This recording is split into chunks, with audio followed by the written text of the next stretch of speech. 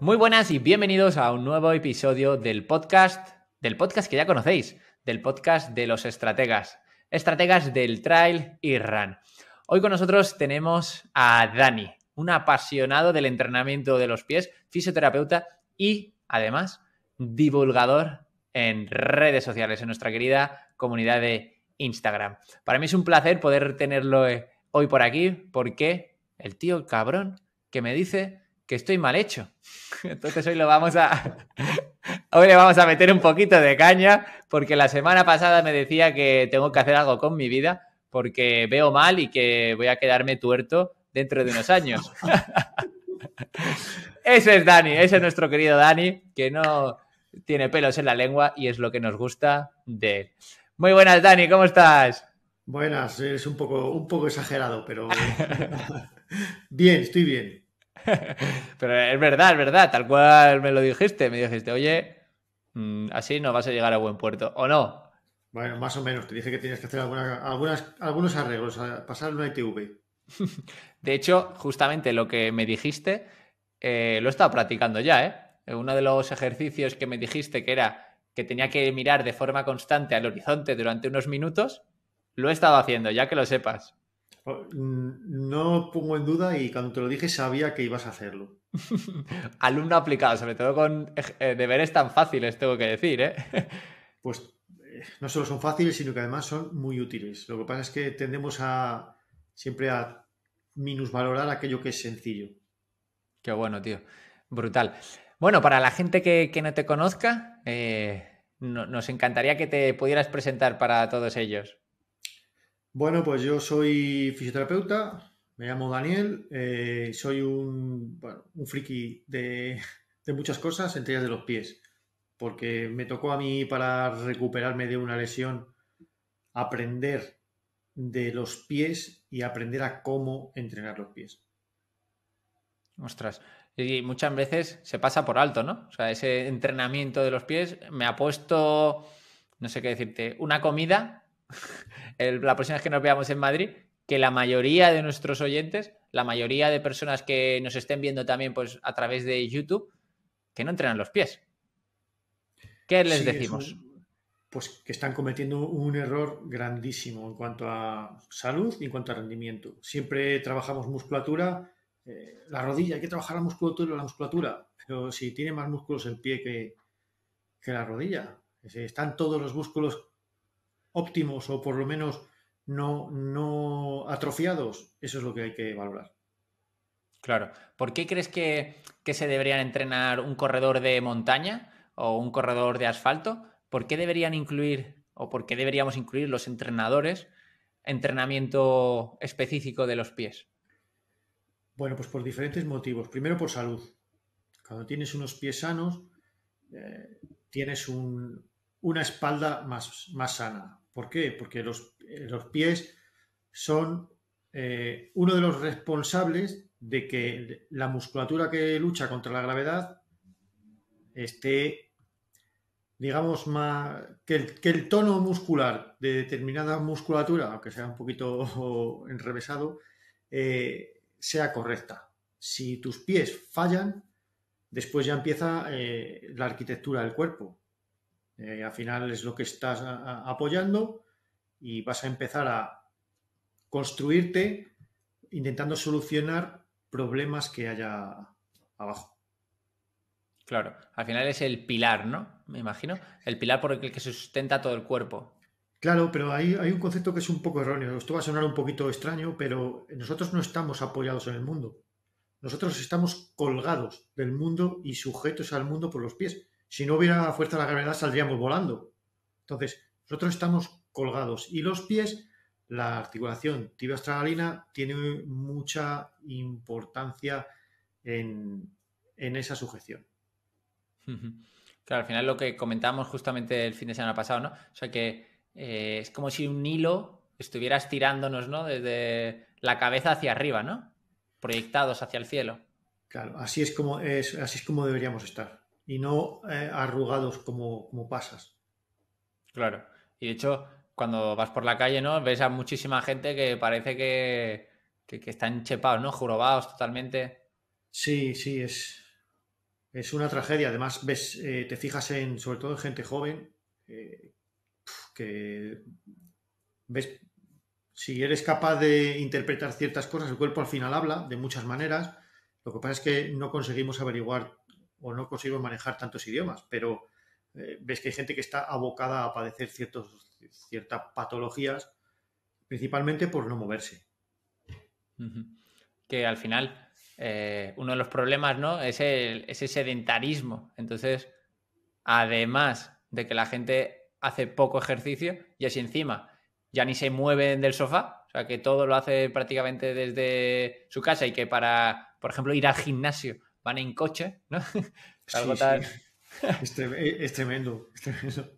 Claro, totalmente. Dani, me gustaría preguntarte, para la gente que no tiene ni pajorera idea del entrenamiento de los pies, ¿qué ejercicios crees que serían imprescindibles que debería realizar una persona? Pues imprescindible y sencillo. Primero habrá que diferenciar entre ejercicios para recuperar ciertas habilidades y ejercicios para mejorar la fuerza de determinada musculatura. Cuando hablemos de habilidades, ¿a qué nos referimos? Pues lo mínimo es que seamos capaces de, estando de pies, levantar o diferenciar el movimiento del dedo gordo del resto de los dedos y ser capaz de levantar solo los dedos o solo el dedo gordo a voluntad. Después, que seamos capaces de sujetar el arco del pie estando a la pata coja. Es decir, que cuando estemos solo sujetos en una pierna, esa lucha que hay por mantener el equilibrio, seamos capaces de camuflarla lo máximo posible. Un pie que para mantener el arco está permanentemente temblando, indica que hay ciertas debilidades y reforzar la musculatura del dedo gordo. Y se me ha Buenísimo. olvidado. Otra de las habilidades importantes es aprender a separar los dedos. Separarlos entre sí, ¿no? Sí, sí, separar los dedos entre sí. Igual que hacemos con la mano o con los pies. Uh-huh. Si tuviera aquí a la gente ahora mismo, les preguntaría, ¿cuántos de vosotros ya habéis estado haciendo estos ejercicios mientras escuchabais a Dani? Pues Porque yo ahora mismo seguramente, los estaba haciendo, digo, a ver, levantar el dedo gordo, bien. Abrir los dedos, bien. Y luego la postura que sería el T-stroke, ¿no? La postura sobre un pie. eso, que sea lo más estable posible y que haya la menor pelea posible entre el arco y el suelo. También lo estaba haciendo. Entonces me imagino que alguno de ellos que nos está escuchando también lo estaría haciendo. Justamente en ese plano, o sea, ¿cuáles son el mayor número de lesiones que te sueles encontrar respecto al pie? O sea, ¿se suele lesionar o se suele ser más a causa de que directamente? El pie suele padecer bastantes lesiones porque tiene mucho tejido tendinoso y al final, sobre todo cuando corremos o pasamos mucho tiempo de pies, es el tejido que más va a sufrir. Pero el pie tiene además la peculiaridad de que no solo sufre por, por lo que le sometemos, sino porque también, por ese sistema de conexiones que hay, muchas veces intenta solventar problemas lejanos. Ujú. Es decir, de hecho hay algún estudio que relaciona problemas en el tendón rotuliano con problemas de apoyo plantar. Entonces, claro, padece tantas patologías porque no solo tiene que amoldarse a las cargas, que muchas veces son excesivas, sino que además encima tiene que intentar o procura solucionar problemas ajenos a él. Claro, qué interesante. Sí, al final es como que muchas veces no se les da importancia, ¿no? Entonces, podría decirse como el gran olvidado. Totalmente. Todo el mundo que va al gimnasio hace, bueno, o todo el mundo que va al gimnasio a hacer fuerza, que se dedica a correr, hace sentadillas. Pero ¿cuánta gente se pone a ver cuánta fuerza es capaz de arrastrar con los dedos del pie? Eso Nadie. no lo he visto nunca. Nunca, ni me lo había planteado. Pues conviene hacerlo, porque esa musculatura es que es la encargada de propulsarte. Ujú. De hecho, me imagino que, por ejemplo, una de las grandes lesiones, ¿no?, que padecen muchos corredores, mucha gente también en verano, ¿no?, que es la fascitis plantar. ¿Eso por qué suele ser? Cuéntanos. Bueno, pues a ver, la fascitis es una lesión que es multifactorial, pero, es decir, hay muchísimas causas que pueden ocasionar una fascitis. Pero una de las cosas que prácticamente, si no al 100%, muy cerca del 100%, se da junto con la fascitis, es una debilidad de la musculatura en la sujeción del arco. Dejamos a la fascia plantar como principal responsable de la sujeción del arco plantar y la fascia plantar no es un tejido que pueda contraerse, solo es un tejido de sujeción, que además tiene como misión almacenar energía y liberarla. Entonces, claro, si tú le sometes a eso más el soporte del arco plantar, pues empieza a sufrir. Muchas veces porque el colágeno no avisa inmediatamente cuando es sobresolicitado y cuando te quieres dar cuenta, pues tienes una lesión instaurada con cierta entidad. No es como un músculo que tú cuando te haces un daño muscular te enteras en ese momento. Aquí no funciona así. Te puedes hacer daño hoy, mañana volver a hacer otra cosa y, de hecho, seguramente alguna de las personas que nos está escuchando nunca le dolió el tendón de Aquiles y se lo rompió. Ostras, claro. ¿Cómo, habría alguna forma de poder prevenirlo? ¿La fascitis o cualquier lesión tendinosa? La fascitis. La fascitis, pues hombre, lo principal es tener fuerza en la musculatura propia del pie. Es decir, que la sujeción del arco sea cuestión de los músculos que hay ahí. Uh-huh. Mejorando lo que te he dicho, el arrastre con los dedos, la fuerza del dedo gordo, el tibial posterior, bueno, una serie de músculos que están diseñados para eso. Uh-huh. Por ejemplo, el tibial posterior suele ser una zona, ¿no?, que no se suele entrenar. ¿Cómo se debería entrenar?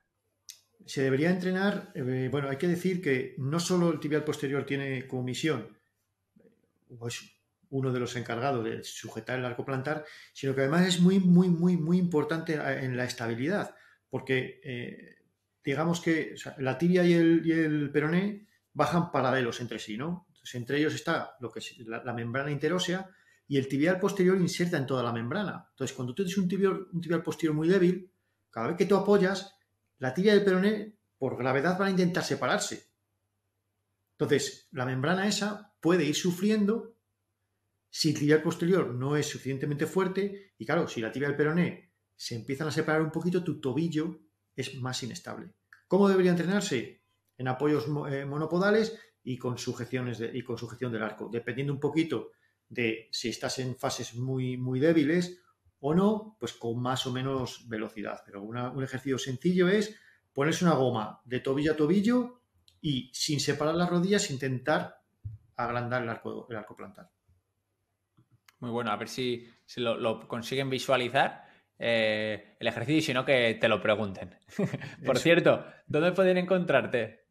Pues me pueden encontrar en Instagram en la cuenta Atlas-clínica o más fácil en un grupo de Telegram que se llama Pie y Carrera, donde ahí ya somos más de 1200 y bueno, pues ahí entra, dispara la pregunta y si se le puede ayudar se le ayuda y si no, pues se busca la manera. Buenísimo. Justamente estás hablando del arco plantar, ¿no? ¿Cómo son los pies de un atleta en Kenia? Los pies de los atletas kenianos no se puede decir en toda su totalidad, pero son planos, son pies planos. Hay que diferenciar. Un pie plano no es un pie patológico. El pie patológico es un pie que tiene el arco plantar caído. Los pies planos y los pies cabos tienen sus ventajas y tienen sus inconvenientes. Un pie plano no patológico te asegura más superficie de apoyo, con lo cual necesitas menos fuerza para ejercer la misma palanca. Por eso tienen los gemelos tan cortitos, o sea, tan pequeños. Ellos vienen a través de muchos años de evolución donde han corrido muchísimo escaso. De hecho, había un estudio que decía que los atletas de élite del Cuerno de África que habían corrido hasta ser olímpicos, no sé si 15.000 kilómetros descalzo en su vida.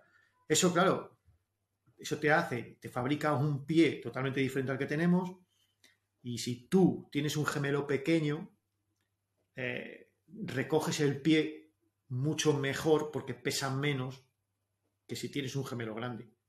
Entonces, gastas menos, mejoras tu técnica y encima eres más rápido.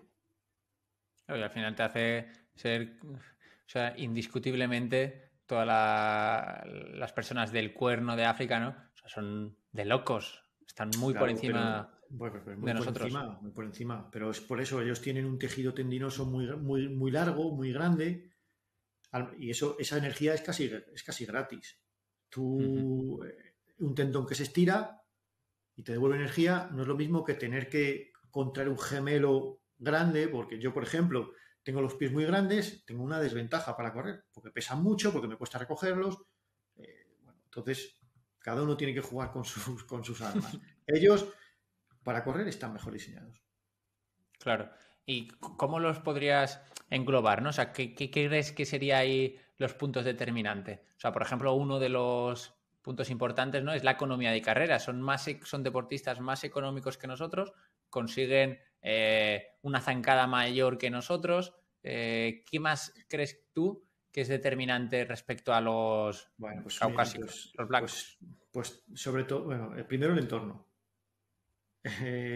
Allí dudo mucho que un niño en Kenia o en Etiopía tenga un teléfono móvil para estar sentado. Ellos juegan, salen a la calle, miran al horizonte, se mueven, eh, tienen unas destrezas diferentes por el hecho de jugar, y después pues, tienen las escuelas muy lejos, tienen que correr mucho, pasan mucho tiempo descalzos, y eso indudablemente te prepara y te predispone mejor para correr. Ujú. Justamente hace pues menos de un mes estaba viajando por Uganda, ¿no? Y siempre que voy a esos países, siempre que voy a países que teóricamente están menos desarrollados, ¿no? Hay algo que me llama la atención que es los pies. O sea, ves un pie mucho más ancho, un pie mucho más grande, un pie calloso, ¿no? Siempre alrededor, que lo ves duro y que plano, o sea, como estabas diciendo antes, ¿no? Y que van por cualquier sitio sin importarle. ¿Qué nos diferencia de ellos en los pies directamente? Pues pues la principal diferencia es que ellos siguen desarrollando la sensibilidad del pie a pesar de endurecer la planta. Es decir, su planta del pie es dura para no sufrir cortes porque se va fabricando. Tú a esa planta del pie le vas dando estímulo, y esa planta del pie entiende que tiene que ir siendo cada vez más rígida pues, para poder caminar por piedras, que es lo que ellos, o pisar donde ellos viven. Pero sin perder la sensibilidad. Y segundo, la musculatura. Aquí nos ponemos un zapato que muchas veces impide que los dedos se separen, que nos hace perder sensibilidad, que nos hace perder propiocepción, y eso, claro, a lo largo de muchos años supone, en estos casos, competir con ellos una desventaja. Justamente has abierto ahí una veda, ¿no? Que me gustaría seguir profundizando un poquito, que es el tema de los pies que viven dentro de los zapatos, ¿no? ¿Qué les pasa a los pies cuando están en esos zapatitos apretados, las típicas deportivas que están súper apretaditas, ¿no? Y que al final ves prácticamente en muchas ocasiones, sobre todo en las mujeres, que el pie incluso está montado, ¿no? Sí, sí, sí. Pues eso es lo que... Cada articulación del cuerpo tiene mecanorreceptores, o sea, propioceptores. Cuando nosotros pisamos, lo que debería suceder es que el pie se expanda, que esos ligamentos, esas pequeñas cápsulas se distindan un poquito y manden información. Nosotros eso lo impedimos, con lo cual nuestro control del pie se ve reducido a base de años, porque eso deja de mandar información. Si mi pie no se deforma cuando piso, pues no informa. Y si no informa, la musculatura no puede trabajar acorde a lo que se le está pidiendo. Entonces tenemos un déficit a nivel de fuerza y un déficit a nivel informativo y propioceptivo. Ellos no hacen propiocepción. Sí, caminan descalzos por todos los lados. ¿Qué puñeta van a hacer por propiocepción? Claro. ¿Te parece poca propiocepción esa? Sí, me acuerdo de hecho hace unas semanas, ¿no? Que subía a Kilian un vídeo, no sé si lo habrás visto, Kilian Jornet, el corredor, Sí, que ¿lo has visto? sí lo he visto, No, sí. el que tenía el pie, para los oyentes y para la gente que no está viendo, o sea, el pie totalmente girado y saltaba encima de su propio pie. O sea, el tobillo reventado contra el suelo. ¿Qué te parece Mm, eso? No, bueno, es necesario. O sea, si quieres correr o bajar al ritmo que baja él, su pie tiene que estar preparado como para llegar a determinadas posiciones sin sufrir. Entonces eso hay que entrenarlo. Por Dios, que nadie se ponga a entrenar eso sin una progresión adecuada porque se va a hacer un esguince en la primera sesión. Pero Kilian, te aseguro que no lleva, o sea, no empezó haciendo eso. Empezaría en planos inclinados, poco a poco. Claro, es que es necesario. Si bajando, si debe bajar más rápido que una cabra, 100%. O claro. sea, Entonces, claro, para bajar por ahí a esas velocidades requieres un tobillo capaz de amortiguar y capaz de estabilizarte incluso en posiciones que pueden ser anatómicamente dañinas. claro, inhumanas directamente. Estabas hablando sobre la expansión de los ligamentos, ¿no? O sea, de la expansión al final de los huesos también, que los ves cómo se abren. Eh, yo les invito a toda la gente que nos esté escuchando a quitarse los zapatos y simplemente apoyar en el suelo y fijarse cómo el pie se expande, ¿no? Me parece una barbaridad. Sí, Me sí, parece además, increíble. además no poco, ¿eh? O sea, estamos hablando de que fácil, 1 centímetro se ensancha el pie. Fácil, fácil. O sea, yo Sí, diría sí. incluso más. O sea, porque yo la primera vez que lo vi, me lo dijeron, me acuerdo, en una formación, me dice, mirar, quitar los zapatos, hacer esto. Y yo, ¿what? Claro. Yo, por ejemplo, calzaba un 44 y desde que empecé a prepararme y ahora que puedo correr descalzo, ahora estoy en un 45,5. Buah, de locos. Sí que se O expande de sea, verdad. fíjate. Increíble. No, no, no me lo No, esperaba. pero flipante, pero flipas. Flipante, sí, sí. O sea, como que porque me lo cuentas tú, si me lo dijera otro no me lo creía. Bueno, yo tengo las zapatillas, yo solo no puedo demostrar lo que me medí antes porque no se Claro, me ocurrió pero... hacer una foto. Pero si hubiera podido hacer una foto midiendo el pie, pues no parece no es otra persona. Ujú. De hecho, a mí me pasa, ¿no? Cuando viajo durante una larga temporada y voy a países en los que pues llevo chanclas o estoy mucho tiempo sin zapatos porque estás en la arena o porque llevas chanclas, noto que al volver a la realidad del mundo me cuesta ponerme los zapatos. O sea, noto que me apretan más, ¿no? Claro, te molesta porque el cuerpo siempre quiere ir realmente hacia lo que es bueno para él. Enseguida se va a adaptar a que tú vayas descalzo.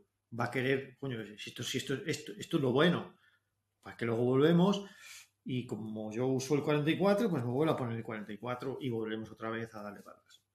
Claro, justamente. ¿Qué zapatos les recomendarías a la gente? Porque hay unos zapatos que son más anchos de lo normal y que no son tanto como, por ejemplo, pueden ser cualquier zapatilla que suelen encontrar, ¿no? Unas Nike, unas Adidas, que pueden ser el zapato más ancho, más estrecho, ¿no? Sí, bueno, a ver, hay que también diferenciar entre, no pasa nada porque puntualmente para una carrera te pongas un calzado X, si luego en tu día a día, pues estás todo el día con otro tipo de calzado, pero por marcas, ahora, gracias a Dios, todas las marcas, si no lo ves en el catálogo, escribiéndole, te pueden facilitar el mismo modelo con diferente tipo de anchura. Ah, sí, no lo Entonces, sabía. sí, yo sé que, por ejemplo, que New Balance de toda la vida ha ofrecido modelos anchos o extra anchos y ahora por una persona en el grupo de Telegram que en Nike le escribió un correo y le facilitaron enseguida un modelo de una zapatilla extra ancha. Entonces, es cuestión de comunicárselo. Es más importante la anchura del pie que la longitud del pie. No pasa nada porque la zapatilla te quede un poquito larga si vas cómodo de ancho. Si solo miras el pie o el zapato por la longitud, muchas veces vas a encontrarte con un zapato ancho. Y luego, otra cosa, dependiendo del tipo de pie que tengas, Yo, por ejemplo, tengo el segundo dedo más largo que el primero, cosa que es una desventaja para correr también. Entonces, si yo mido una zapatilla, tendré que medirla por el dedo más largo, no por el dedo gordo. Algo que parece obvio, pero que no se hace. Pero no se hace, claro. Claro, porque ahora lo estabas diciendo y digo, me parece súper lógico, ¿no? Pero claro, me imagino que luego te ves en esa situación y dices, no, porque se mide por el Incluso, dedo gordo. claro, incluso es mejor ir a comprarte las zapatillas o a probarte las zapatillas a última hora de la tarde que a primera hora, porque tienes el pie más inflamado, más hinchado de todo el día. Anda que no se ven por ahí en carreras de ultradistancia o en Ironmans, gente que va con las zapatillas, vamos, que los cordones van Embutidos. pidiendo auxilio porque ya llevan la zapatilla tan suelta, porque el pie está tan inflamado de todo el esfuerzo que casi ni entra. Entonces es mejor probar esa zapatilla cuando el pie está lo más grande posible, que suele ser a última hora de la tarde. Ujú. Qué bueno, mira, ese detalle no lo sabía, nunca me lo había planteado y también tiene toda la lógica posible. ¿Cómo sería, Dani, una buena progresión para la gente que se quiere iniciar, una progresión básica, ¿no? La gente que se quiere iniciar en el entrenamiento de los pies. Bueno, pues hay que pensar primero que no es una zona diferente del resto, pero sí tiene sus diferencias. Prácticamente la mitad de la musculatura tiene tendones muy largos. Entonces, conviene siempre esperar unas 48 horas a ver cómo responde el tejido después de haber hecho el entrenamiento del pie. Y después el aumentar la carga de forma progresiva. Y, por ejemplo, según los ejercicios que nos has explicado antes, ¿cuál sería un primer ejercicio? ¿Cuál sería un segundo ejercicio? Pues primero intentar adquirir esas habilidades y después empezar a trabajar. Claro, aquí es que hay muchos matices, porque tú puedes tener que trabajar el flexor del dedo gordo, pero igual tienes que hacer trabajo en excéntrico o trabajo en concéntrico en función de cómo tengas el dedo. Eso conviene ir a que te hagan una evaluación y verlo. Porque si tienes un flexor del dedo gordo débil, pero está débil porque está súper laxo, pues hacer excéntricos no tiene sentido. Hay que acortarlo un poquito. Eso requiere digamos, una pequeña inspección por un profesional. Pero bueno, en líneas generales, pues trabajar el dedo gordo, haciendo fuerza con el dedo gordo. Si se duda, pues contra el suelo, que al final es como debe trabajar. ¿A qué te refieres contra el suelo? Ah, a hacer fuerza contra el suelo. A hacer fuerza contra el suelo. Ujú. Puedes jugar levantando el talón para trabajar en diferentes ángulos, que al final es lo que hace el dedo gordo. Ujú. Trabajar el resto de dedos y bueno, y el tibial posterior, eso es lo mínimo. Porque Ujú. además es muy complicado aislar la musculatura del pie. O sea, cuando tú tiras del dedo gordo, la musculatura intrínseca, pues es como un mini cuerpo. O sea, tú como lanzas una jabalina sin activar el core, no se puede. El core Ujú. se activa, tú te anclas en esa musculatura estabilizadora para efectuar el gesto. Cuando tú trabajas el flexor del dedo gordo, el cuadrado plantar, la musculatura intrínseca ya se contrae. Al principio poco, a medida que vayas entrenando lo hará más. Ujú. Qué bueno, qué bueno, qué bueno. Y en cambio, ¿cómo sería, ya, porque es que tú y esto ya lo sabes hacer perfectamente, ¿cómo sería una buena progresión para alguien que quiere empezar a correr descalzo? Aquí es, bueno, lo Ya es más primero, largo. no, lo primero tiene que tener clarísimo que antes de empezar a correr descalzo tienes que ponerte en forma. O sea, a mí no se me ocurriría plantearle a una persona que no esté mínimamente en forma empezar a correr descalza. Ni siquiera con buenas progresiones. No, correr con zapatilla normal es un deporte, correr con zapatilla minimalista es otro deporte y correr descalzo es otro deporte. Son tres deportes distintos. Cada uno tiene sus cosillas, pero se parecen en que el gesto es parecido, pero el cuerpo no sufre igual. Entonces, siempre un mínimo de preparación física para empezar. Y después, lo más importante es cómo vas amoldando la amortiguación, porque es donde se puede producir la lesión más grave. Al final, tener dolores en los tendones, pasar por alguna lesión pequeñita es normal, pero si tú te pasas en la dosis de impacto, sin tener preparado sobre todo el tejido óseo, puedes acabar con una fractura de estrés. Un consejo sencillo, pues aumentar más o menos un 10% la distancia a la que corres, pues cada 15 días, por ejemplo. Si empiezas con 500 metros, claro, hay que tener paciencia suficiente para hacer 550 la siguiente vez. Y Que no poca, 1500. que poca gente tenemos esa paciencia, ¿no? De ir progresando un 10% y un 10%, porque es algo también clásico, ¿no? Ese tipo de porcentaje, pero a poca gente se lo escucha. Yo creo que, o sea, a poca gente se lo veo poner en práctica. Sí que es verdad que yo creo que el entrenamiento, o sea, las personas que corren sobre el asfalto directamente, creo que eso ya es otra liga. O sea, tenéis que estar fuertes de verdad y preparados para, o sea, tener toda esa musculatura súper preparada, ¿no? Ahí es muy importante la técnica de carrera. Muy, Ujú, muy importante. Es decir, lo que pasa es que ahí hay que asimilar que no vas a correr todo lo rápido que quieres. ujú. Vas a correr todo lo rápido que sabes que puedes correr sin lesionarte. Salvo que lleves muchos años y seas más rápido descalzo que con zapatillas. Pero eso es raro, muy raro. Claro. De hecho, justamente me acuerdo cuando estaba viviendo en Sudamérica, en Chile, que uno de los corredores de ultradistancia y que encima iba rápido, siendo una persona mayor, ¿no?